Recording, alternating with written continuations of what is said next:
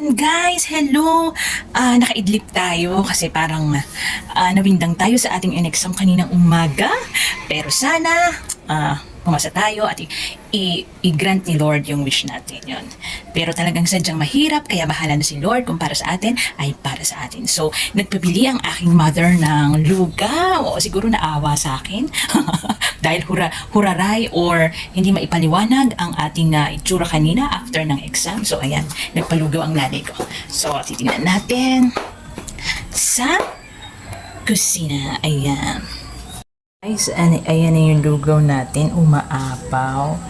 Kasi punong-puno. Lugaw with egg. Ang init niya kasi kaya nilagyan ko ng isa pang pinggan. Tapos ito yung tokwa natin. So, ang sarap ng merienda natin.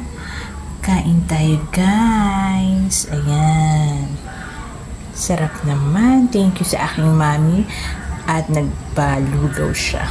Ayan. Happy eating! Kain na po tayo! Ayan! Sarap!